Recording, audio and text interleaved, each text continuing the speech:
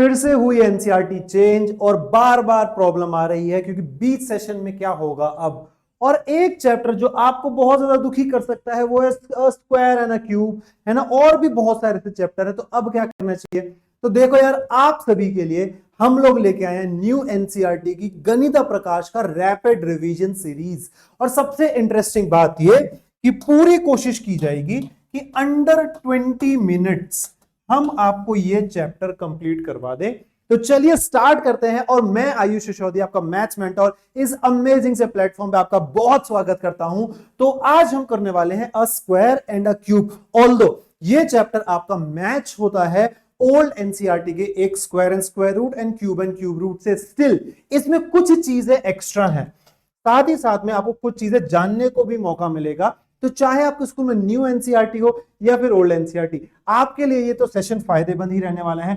तो सबसे पहले हम स्क्वायर नंबर्स के बारे में जानेंगे, कुछ पैटर्न्स के बारे में जानेंगे, स्क्वायर रूट के बारे में, क्यूब के भी बारे में, cube roots and taxi cab numbers, क्योंकि ये नई एनसीईआरटी की खासियत है कि वो थोड़ा सा हिस्ट्री के बारे में बताता है, कुछ पजल्स के बारे में भी बताता है, कुछ रियल लाइफ बेस्ड एग्जांपल्स के बारे में भी बताता है। तो चलिए स्टार्ट करते हैं। और यहां पे सबसे पहली चीज जो आपको जाननी है कि क्या होता है एक स्क्वायर। अगर मेरे पास कोई भी एक नंबर एग्जैक्ट उसी नंबर से दोबारा मल्टीप्लाई हो जाए, तो इसको मैं दो बार, क्योंकि मल्टीप्लाई हो रहा है तो इसको मैं इस तरीके से डिनोट करता हूं, क्योंकि ये स्क्वायर के एरिया से निकला था। अगर हम मान लेते हैं इसकी साइड है x, तो इसका एरिया क्या हो जाएगा, अगेन x स्क्वायर। तो इसलिए बच्चे इसका नाम इसी शेप के ऊपर पड़ चुका है, x स्क्वायर। ये एक ट्रिक है जिससे आप इसको याद रख सकते हैं। तो यहां पे पावर 2 होना जरूरी है, दो सेम नंबर अगर मेरे मल्टीप्लाई हो रहे हैं। फिर परफेक्ट स्क्वायर क्या होता है बच्चे, परफेक्ट स्क्वायर वो होता है जब कोई भी एक नंबर एग्जैक्ट दो नंबर के प्रोडक्ट से बना हो, जैसे कि 4 यहां पे मेरा 2 और 2 के प्रोडक्ट से बना है, तो ऐसा ये नंबर मेरा परफेक्ट स्क्वायर कहलाएगा, या फिर आप उसको स्क्वायर नंबर भी कह सकते हैं। आगे बढ़ते हैं। 20 तक के स्क्वायर आपको याद रहने चाहिए, क्योंकि आपको बहुत ज्यादा ये काम देने वाले हैं, क्योंकि इसके बाद हम प्रॉपर्टीज के बारे में पढ़ने वाले हैं। तो सबसे इंपॉर्टेंट प्रॉपर्टी अभी मैं आपको बताने वाला हूं। अगर मेरे पास 1 है या फिर यूनिट डिजिट में 1 है, तो आंसर के यूनिट डिजिट में भी 1 रहने वाला है। ध्यान से देखना, अगर मेरे पास 2 है तो यूनिट डिजिट में 2 आएगा, यहां पे 2 है, यूनिट डिजिट में 4 आएगा, 4 आएगा। सेम इसी तरीके से आप देख सकते हैं, 3 में 9, 4 में 6, 5 में 5, 6 में 6, 7 में 9, 8 में 4, 9 में 1, 0 में 0। तो मैं 1 देख सकता हूं, सेम आ रहा है। इसी तरीके से अगर मैं 6 और 5 देखता हूं, सेम आ रहा है। 0 में भी सेम आ रहा है। तो यहां से आप यूनिट डिजिट के बारे में कुछ चीजें जान सकते हैं।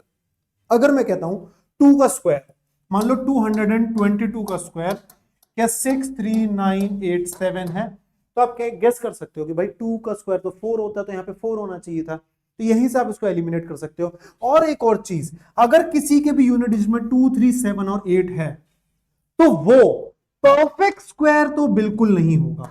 याद रखना, परफेक्ट स्क्वायर बिल्कुल नहीं होगा।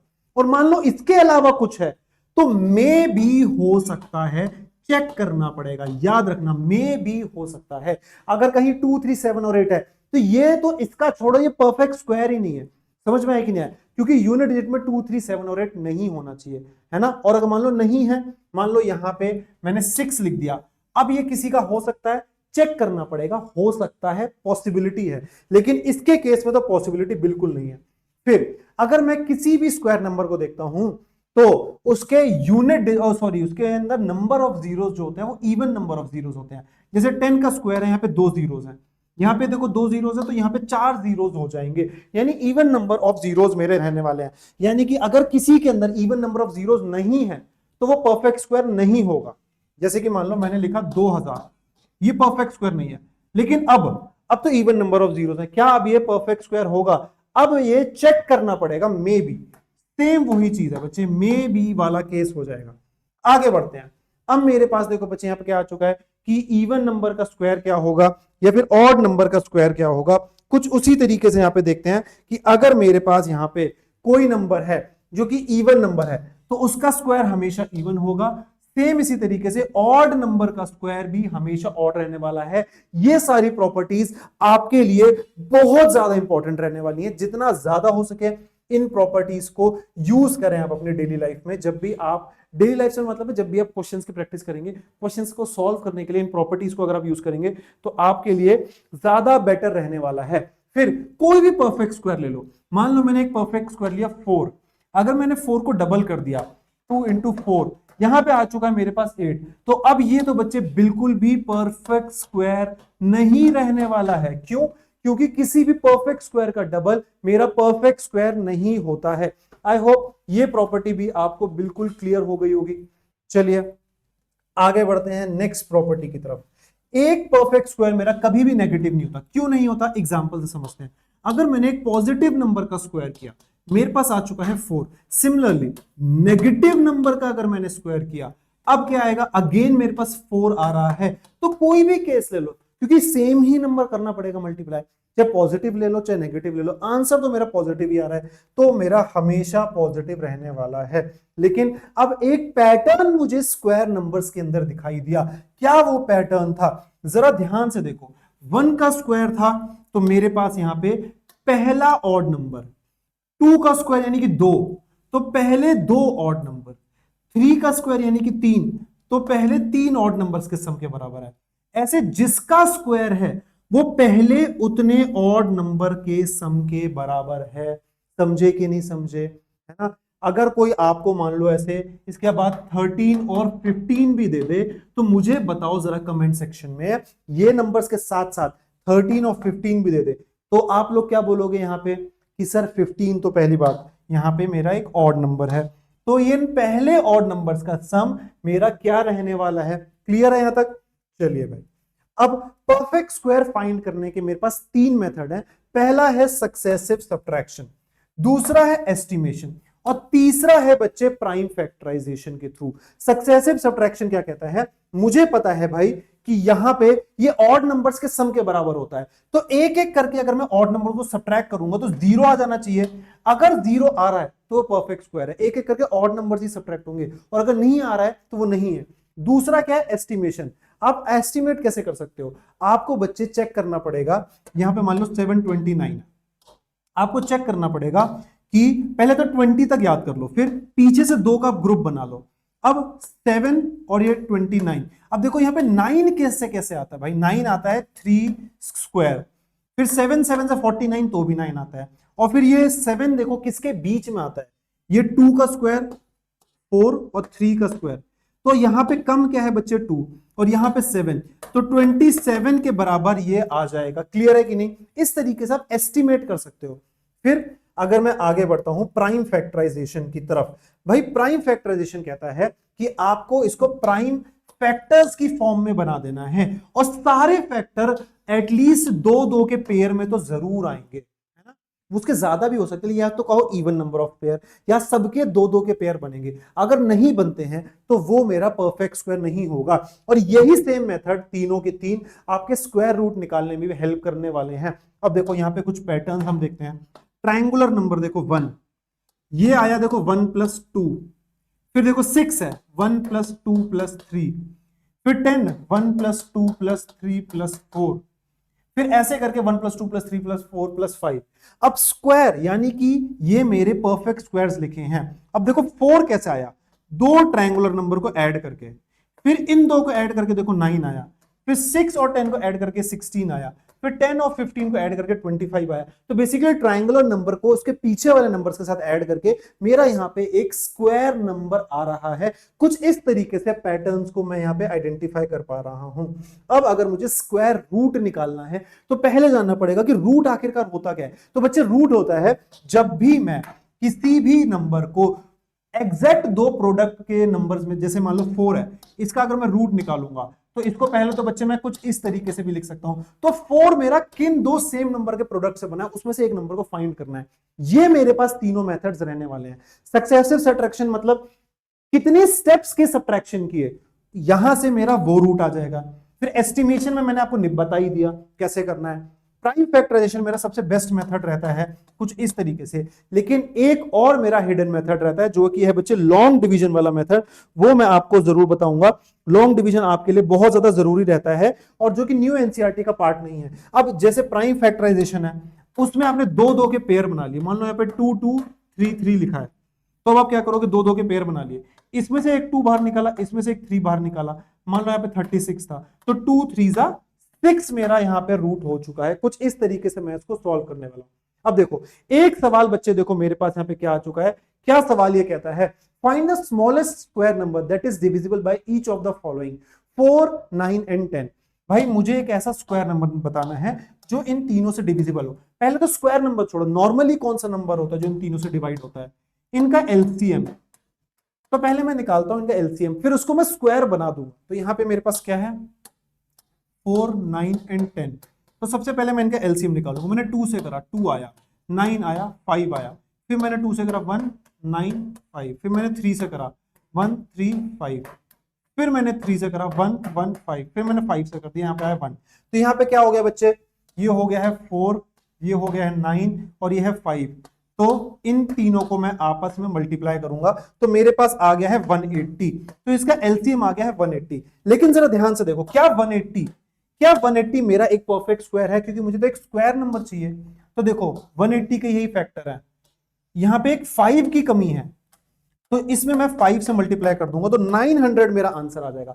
सवाल और कैसे आ सकता है, फाइंड द स्मॉलेस्ट नंबर। मान लो 180 में से क्या नंबर हो जिसमें मैं इसको मल्टीप्लाई करूं परफेक्ट स्क्वायर बन जाए। तो देखो 5 से मल्टीप्लाई करने पे परफेक्ट स्क्वायर बन गया। अगर डिवाइड करना हो तो इस 5 से डिवाइड कर दो तो भी मेरा ये परफेक्ट स्क्वायर बन जाएगा। समझे कि नहीं समझे? कुछ इस तरीके से अलग अलग टाइप के सवाल आपके सामने आ सकते हैं। क्लियर है? चलिए अब आ चुका है बच्चे हमारा एक और मेथड, जिसको मैं कहता हूं long division method. Long division method हम किस तरीके से करेंगे, एक डेसिमल वाले सवाल की मदद से मैं समझा रहा हूं। जहां पे डेसिमल ना हो आपको पता चल जाएगा क्या करना है। मान लो देखो डेसिमल यहां पर है, तो आपको क्या करना है, ऐसे पेयर बनाना है और फिर इधर से ऐसे। अगर मान लो अकेला कोई नंबर रह गया तो वो रह सकता है। फिर देखो यहां पे और यहां पे सेम नंबर लिखना है जो या तो इसके बराबर हो या एग्जैक्ट इससे छोटा हो। तो देखो 2 2 जा 4, 3 3 जा 9, 4 4 जा 16, बड़ा हो गया, तो 3 3 जा 9। अब मैं क्या करूंगा, सब्ट्रैक्ट कर दूंगा, यहां पर आया 3। नेक्स्ट ग्रुप को नीचे उतारो। डेसिमल के केस में क्या होगा, डेसिमल के आगे चलेगा तो बस डेसिमल लगा दिया, बस इतना ही एक्स्ट्रा है। और हम ग्रुपिंग डेसिमल के केस में अलग तरीके से करते हैं। अब देखो ये 3 मेरा ऐड हो जाएगा, यहां पे 6 आ चुका है। अब आगे क्या करूंगा, जो सेम नंबर यहां पे लिखूंगा वही सेम नंबर यहां पे लिखूंगा। तो मैंने 65 लिख दिया। अब देखो 65 को 5 से मल्टीप्लाई करो, क्योंकि सेम मल्टीप्लाई होगा। 5 5 जा 25 का 5, 2 कैरी, 5 2 जा 10, 6 5 जा 30, 32 है ना।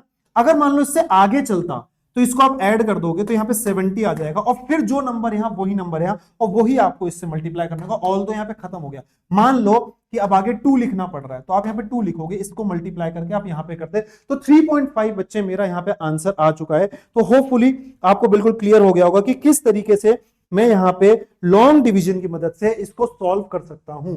अब इसी तरीके से मैं आगे बढ़ता हूं थोड़ा क्यूब्स की तरफ। अब क्यूब्स में क्या होता है, सेम वही चीज है बच्चे, बस एक नंबर मेरा 3 बार मल्टीप्लाई हो रहा है यहाँ पे। तो यहाँ पे मेरे पास आ चुका है, x के ऊपर 3 मैंने लिख दिया है, यानी कि जितनी बार मल्टीप्लाई होता है उतनी बार मैं यहाँ पे लिख देता हूं। और यहाँ पे ये रहे बच्चे मेरे पास यहाँ पे क्यूब रूट्स, ये सॉरी क्यूब यहाँ पे मेरे को गिवन है 10 तक। तो 10 तक तो आपको क्यूब्स बच्चे पता ही होने चाहिए। सेम यूनिट डिजिट वाली चीज यहां पर भी फॉलो होती है। देखो 2 का क्यूब 8 है ना। अगर आप देख सकते हो यहां पे भी 2 है तो यहां पे भी 8 मुझे दिखाई दे रहा है। तो वही प्रॉपर्टीज यहां पर भी आने वाली हैं। रिलेशनशिप आप देख सकते हैं यूनिट डिजिट के बारे में।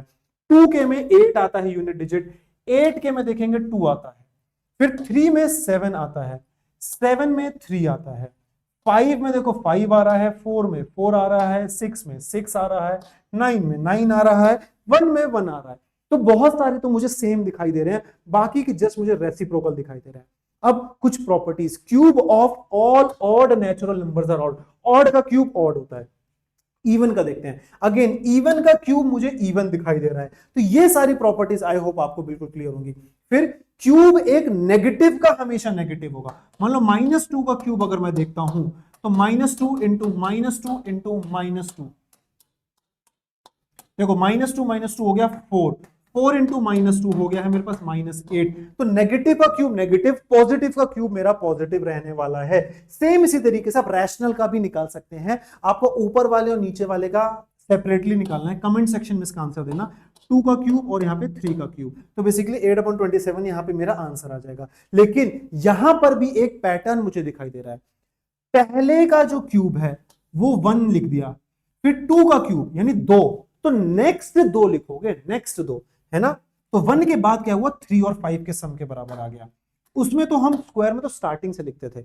अब 5 के आगे नेक्स्ट होता है 7, लेकिन यहाँ पे 3, तो 5 के बाद 3 ऑड नंबर्स, फिर 4, अब यहाँ पे 11 तक लिख लिया, तो नेक्स्ट 4 ऑड नंबर्स। याद रखना बच्चे, ये पैटर्न आपके लिए बहुत जरूरी है। अब यहाँ पे क्यूब निकालने का क्या तरीका है भाई, मेरे पास कुछ मेथड्स हैं। अगर मैं बात करता हूं, एक मेरे पास मेथड है एस्टिमेशन, और एक मेरे पास मेथड है यहाँ पे, अगर मैं देखता हूं बच्चे, थ्रू प्राइम फैक्टराइजेशन। तो प्राइम फैक्टराइजेशन वाला जो मेरा मेथड है वो सबसे ज्यादा मेरा कारगर मेथड है। मैं मान लेते हैं यहाँ पे कोई भी एग्जांपल ले लेता हूं, 4913, है ना।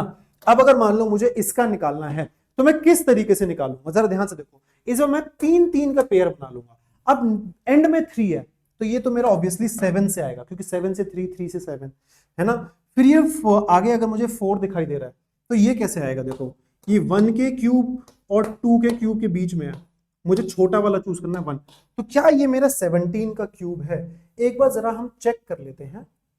17 का क्यूब 4913 मुझे दिखाई दे रहा है। तो कुछ इस तरीके से मैं यहाँ पे इसको एस्टिमेट कर सकता हूं। दूसरा मेथड बच्चे मेरे पास क्या है, प्राइम फैक्टराइजेशन वाला मेथड।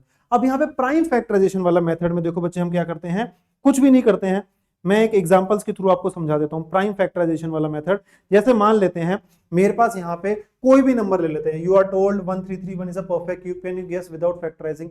मैं कोई और भी एग्जांपल, जैसे यहाँ पे मान लो मैं 1331 ही ले लेता हूँ। अगर आपको इसको करना है तो आप इसको किस तरीके से करेंगे, सबसे पहली चीज यहाँ पे 1 लिखा, 121 आ गया, फिर 11 लिखा, फिर 11 आ गया, फिर आपने 11 लिखा, 1 आ गया। अब ये 3 का ग्रुप है, इसमें से आपने एक 11 बाहर निकाल लिया। मान लो एक और अगर ग्रुप मेरा बन रहा होता तो आपको कुछ भी नहीं करना है, आपको उनको आपस में बस मल्टीप्लाई कर देना है और आपका आंसर आ जाएगा। अब अगर मैं इस पर्टिकुलर क्वेश्चन को देखता हूं जिसमें बोला गया you are told 1331 is a perfect cube, can you guess without factorising what is the cube root, similarly guess the cube root of. ये तो बच्चे देखो मैंने गेस कर ही लिया है ना, जैसे कि 17 का है। कुछ इसी तरीके से आप आगे के नंबर भी गेस कर सकते हैं एस्टिमेशन के थ्रू ही। तो कमेंट सेक्शन में इसका एस्टिमेशन से मुझे आंसर दे। देखो मेरे पास है 12167। अब अगर मैं इसका यहाँ पे देखता हूं बच्चे, तो यहाँ पे देखो मेरे पास क्या आएगा, 7 अगेन 3 से आता है, और ये मेरा 2 का क्यूब और 3 के क्यूब के बीच में आएगा। तो यहाँ पे क्या मैं इसका आंसर 23 लिख सकता हूं? जरा कमेंट सेक्शन में मुझे आंसर जरूर देना। फिर यहां पे है मेरा क्यूब रूट निकालने का तरीका। तो क्यूब रूट आप यहां पे किसी का भी बहुत इजीली निकाल सकते हैं। मान लो 27,000 था, है ना, तो ऑड नंबर ऑफ जीरोस हैं। तो देखो ये मैं क्या कह सकता हूं कि ये मेरा 10 इंटू 10 इंटू 10 बना है, ये मेरा 3 इंटू 3 इंटू 3, और ये आपस में भी मल्टीप्लाई हो रहा है। तो यहां से मेरा एक 3 आ जाएगा, यहां से मेरा एक 10 आ जाएगा, तो यहां पे मेरा 30 का क्यूब ये है। सिमिलरली आप इसको भी प्राइम फैक्टराइज करके 10648 का मुझे कमेंट सेक्शन में जरूर आंसर दीजिएगा। फिर लास्ट में है बच्चे मेरा एक टैक्सी कैब नंबर। अब टैक्सी कैब नंबर देखो बच्चे क्या होता है, टैक्सी कैब नंबर बच्चे एक ऐसा नंबर है जिसको मैं अलग अलग नंबर्स के क्यूब के फॉर्म में एक्सप्लेन कर सकता हूं। जैसे कि आप यहां पे देख सकते हैं, इसको मैं 1 का क्यूब और 12 का क्यूब लिख सकता हूं, फिर इसको मैं 9 और 10 का क्यूब के फॉर्म में भी लिख सकता हूं। तो बच्चे ये रहता है मेरा टैक्सी कैब नंबर्स, जिनको मैं अलग अलग नंबर्स के क्यूब के फॉर्म में लिखता हूं। अब यहां पे बच्चे आपके दिमाग में एक डाउट आ रहा होगा कि सर वीडियोस आते हैं, उसके नोट्स वगैरह कहां मिलेंगे? तो बच्चे ये रहा वो टेलीग्राम ग्रुप, जहां पर जब आप जाओगे आपको सारे नोट्स मिल जाएंगे। तो बच्चे मिलेंगे हम एक और अमेजिंग से वीडियो में, तब तक आपको bye bye and take care.